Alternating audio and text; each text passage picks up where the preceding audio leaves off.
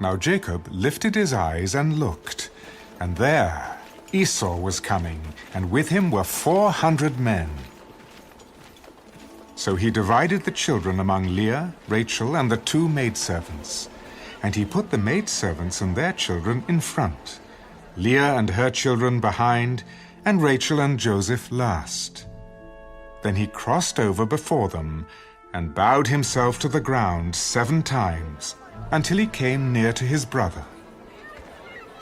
But Esau ran to meet him, and embraced him, and fell on his neck, and kissed him, and they wept. And he lifted his eyes, and saw the women and children.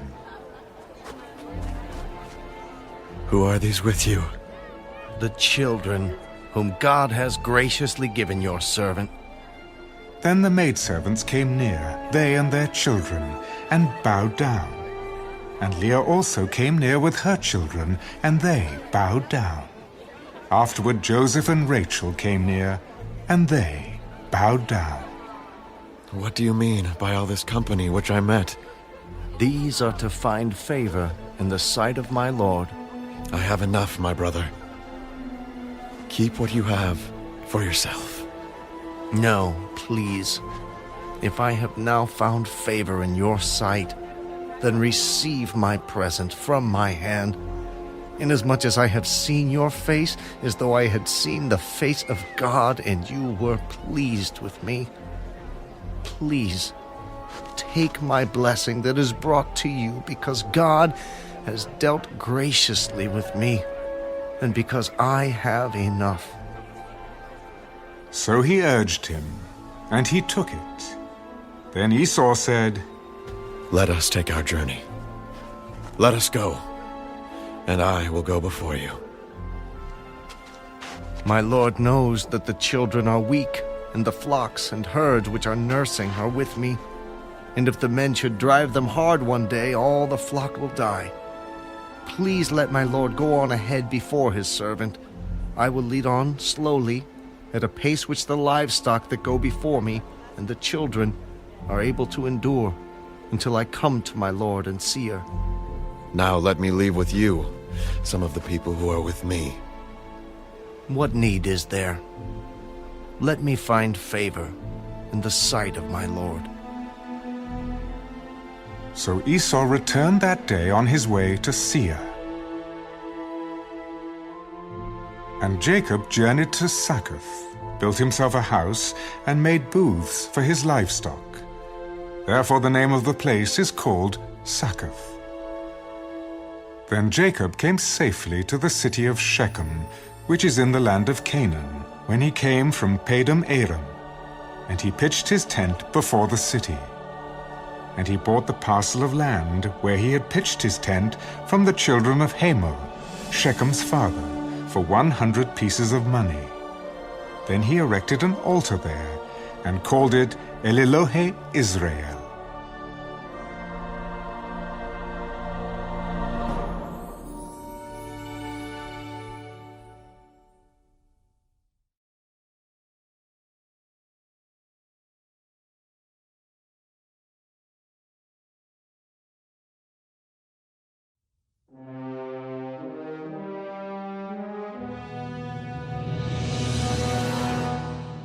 Now Dinah, the daughter of Leah, whom she had borne to Jacob, went out to see the daughters of the land. And when Shechem, the son of Hamor the Hivite, prince of the country, saw her, he took her and lay with her and violated her. His soul was strongly attracted to Dinah, the daughter of Jacob, and he loved the young woman and spoke kindly to the young woman. So Shechem spoke to his father Hamor, Get me this young woman as a wife. And Jacob heard that he had defiled Dinah his daughter. Now his sons were with his livestock in the field, so Jacob held his peace until they came. Then Hamor, the father of Shechem, went out to Jacob to speak with him. And the sons of Jacob came in from the field when they heard it. And the men were grieved and very angry, because he had done a disgraceful thing in Israel by lying with Jacob's daughter, a thing which ought not to be done. But Hamor spoke with them. The soul of my son Shechem longs for your daughter. Please give her to him as a wife, and make marriages with us. Give your daughters to us, and take our daughters to yourselves, so you shall dwell with us, and the land shall be before you. Dwell and trade in it, and acquire possessions for yourselves in it. Then Shechem said to her father and her brothers, Let me find favor in your eyes, and whatever you say to me I will give. Ask me ever so much dowry and gift, and I will give according to what you say to me. But give me the young woman as a wife. But the sons of Jacob answered Shechem and Hamor his father, and spoke deceitfully, because he had defiled Dinah their sister. We cannot do this thing, to give our sister to one who is uncircumcised, for that would be a reproach to us. But on this condition we will consent to you. If you will become as we are, if every male of you is circumcised, then we will give our daughters to you, and we will take your daughters to us, and we will dwell with you, and we will become one people. But if you will not heed us and be circumcised, then we will take our daughter and be gone. And their words pleased Hamor and Shechem, Hamor's son.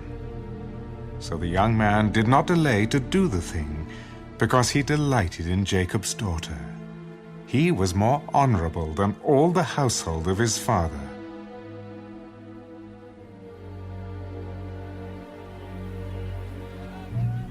And Hamor and Shechem his son came to the gate of their city, and spoke with the men of their city. These men are at peace with us. Therefore, let them dwell in the land, and trade in it. For indeed, the land is large enough for them. Let us take their daughters to us as wives, and let us give them our daughters. Only on this condition will the men consent to dwell with us to be one people. If every male among us is circumcised, as they are circumcised, will not their livestock, their property, and every animal of theirs be ours? Only let us consent to them, and they will dwell with us. And all who went out of the gate of his city heeded Hamor and Shechem his son. Every male was circumcised, all who went out of the gate of his city. Now it came to pass on the third day, when they were in pain, that two of the sons of Jacob, Simeon and Levi, Dinah's brothers, each took his sword, and came boldly upon the city, and killed all the males. And they killed Hamor and Shechem his son with the edge of the sword, and took Dinah from Shechem's house, and went out. The sons of Jacob came upon the slain, and plundered the city, because their sister had been defiled. They took their sheep, their oxen, and their donkeys, what was in the city, and what was in the field, and all their wealth. All their little ones and their wives they took captive, and they plundered even all that was in the houses. Then Jacob said to Simeon and Levi, You have troubled me by making me obnoxious among the inhabitants of the land, among the Canaanites and the Perizzites. And since I am few in number, they will gather themselves together against me and kill me. I shall be destroyed, my household and I. Should he treat our sister like a harlot?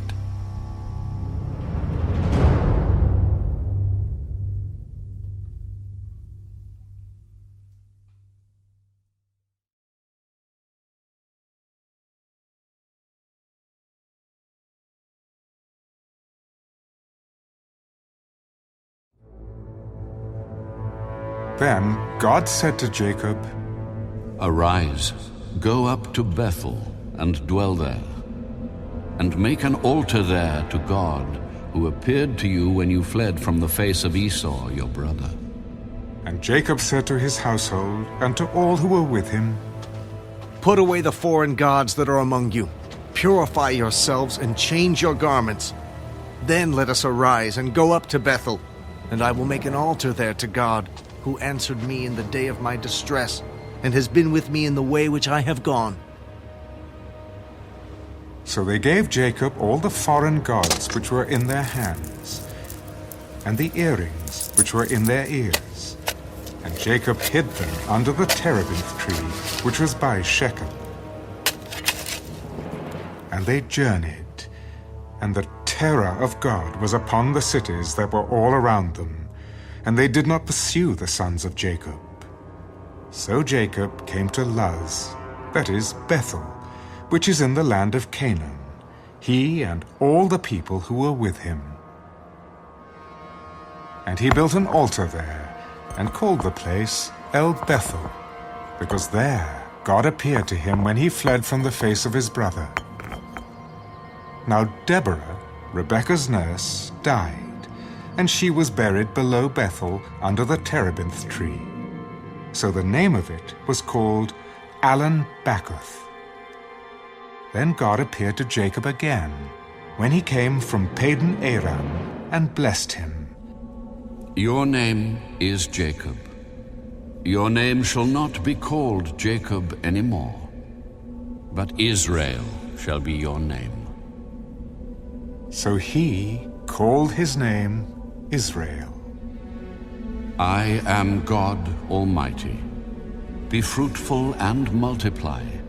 A nation and a company of nations shall proceed from you, and kings shall come from your body. The land which I gave Abraham and Isaac, I give to you, and to your descendants after you, I give this land. Then God went up from him in the place where he talked with him. So Jacob set up a pillar in the place where he talked with him, a pillar of stone. And he poured a drink offering on it, and he poured oil on it. And Jacob called the name of the place where God spoke with him, Bethel. Then they journeyed from Bethel. And when there was but a little distance to go to Ephrath, Rachel labored in childbirth, and she had hard labor.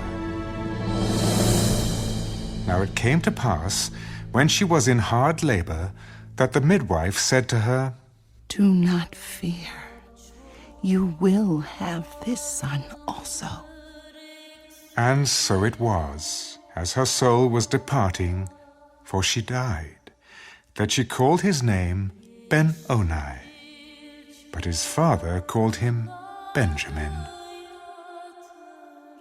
So Rachel died, and was buried on the way to Ephrath, that is, Bethlehem. And Jacob set a pillar on her grave, which is the pillar of Rachel's grave to this day. Then Israel journeyed, and pitched his tent beyond the tower of Eder. And it happened, when Israel dwelt in that land, that Reuben went and lay with Bilhah, his father's concubine, and Israel heard about it. Now the sons of Jacob were 12. The sons of Leah were Reuben, Jacob's firstborn, and Simeon, Levi, Judah, Issachar, and Zebulun.